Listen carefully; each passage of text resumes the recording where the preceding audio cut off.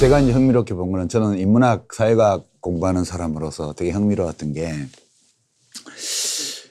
이 집단 선택론이 되게 매력이 있어요. 네. 이게 우리가 현실에서 보면 집단 선택론을 가지고 얘기하는 경우가 많아요. 우리 민족은 위대하다든가, 그죠? 한국은 뭐 이렇게 이 경제 발전을 기적적인 경제 발전을 이루는데 그 요소가 뭐라든가 다 집단 선택론이에요. 그리고 이제 거기 그런 문화가 있다. 예컨대 막스 베버의 프로테스탄티즘의 윤리와 자본주의 정신 뭐 이런 것들 다 일단 일종의 집단 선택론이에요. 네. 이 승리하는 집단에는 승리할 만한 뭐가 그 집단 안에 있다는 거예요. 피 속에 흐르고 있다 이런 말이죠. 그런데 이 가만히 보니까 이게 이기주의와 이타주의를 다 설명하기 위한 시도라고 그랬잖아요. 우리가 지난주에 얘기를 했는데 이 책의 집필 목적이. 네. 그러니까 제가 굉장히 이제 생물학적으로 의문스럽던 게 우리가 보통 집단 선택론을 얘기를 할 때 집단의 생존과 번영을 위해서 자신을 희생하는 개체가 많이 있는 집단이 그렇지 않은 집단보다 우월할 가능성이 많다고 그러잖아요.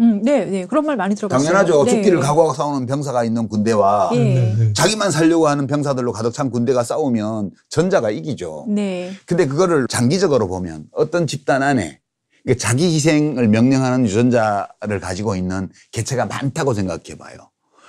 근데 그런 사람 일찍 죽겠죠. 네, 그러겠죠. 우리 조금만 이라도 막 지난주에 자기 고등학생 목숨을 질문한 바치고. 것처럼 단재 신채호 선생님 같은 분이나 안중근 의사나 이런 분만 잔뜩 있으면 앞다투어서 공동체를 위해서 죽어가지고 그런 유전자를 가진 사람들은 수가 줄어들고 그다음에 남들이 그렇게 할 때 가만히 무임승차하는 이런 유전자를 가진 그렇죠. 위험한 상황에서 나서지 마라 이런 유전자를 가진 사람의 비율이 늘어날 거 아니에요. 그럼 그 집단은 조만간 망하게 돼요. 네.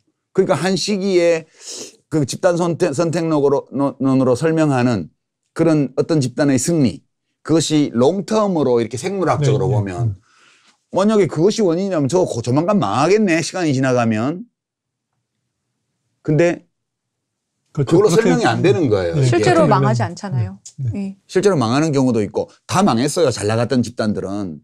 인류의 문명사를 보면 몇천 년 계속 잘 나가는 집단이 없어요. 일시적으로 잘 나가는 집단은 다 망했어요. 생물학적 원인이나 다른 데 원인이 있는 거지만 어쨌든 순수히 생물학적으로 보면 그러면 집단을 위해서 자신을 하라는 유전자를 가진 개체가 많은 집단은 한때 성공하지만 장기적으로 보면 멸망하게 돼 있는 거예요. 네. 그렇잖아요. 그리고 어떤 경우에도 나만 살면 그만이다 이런 유전자를 가진 개체가 압도적으로 많은 집단은 망할 것 같은데 또 그렇지도 않아요. 그러니까 이게 생물학적으로는 잘 설명 안 되는 게 아닌가 그랬는데 여기 보면 무한반복 게임에 대한 얘기가 있더라고요. 무한반복 게임. 그러니까 한 사회 안에서 그런 애국자와 무임승차자가 일정 비율로 섞여 있는. 네. 그러니까 그 진화적으로 안정된 상태예요. 그게. 그러니까 하나의 전략이 진화적으로 안정될 수는 없고 서로 다른 개체들이 서로 다른 전략을 가진 채로 일정한 비율로 섞여 있는 집단. 그거는 안정될 수 있다는 거죠. 아까 우리가 매파, 비둘기파, 7대5 이런 사례에서 보듯이. 그래서 이거는 집단 선택론으로 그냥 설명했던 건데 이 게임이 무한반복 게임이다. 이렇게 생각한다면 사람들이 기억을 하게 되고 그 흡혈박쥐에 했어요. 흡혈박쥐가 뭐 신진대사가 굉장히 짧아가지고 뭐 며칠만 못 먹으면 죽는다며요. 근데 그놈들이 밤에 나가서 어떻게 피 빨아먹고 오는데 못 먹고 온 애가 있잖아. 그러면 먹고 온 애가 대부분 자기 자식이나 친족한테 개워주는데 전혀 친족이 아닌 놈한테도 개워준다는 거예요. 그러면 그것도 배신 전략을 하면 어떻게 되지? 그러면 지 혼자 배불리 먹고 와서 굶고 온 애가 있는데 절대 안 개워주는 애, 걔는 안 준다는 거예요.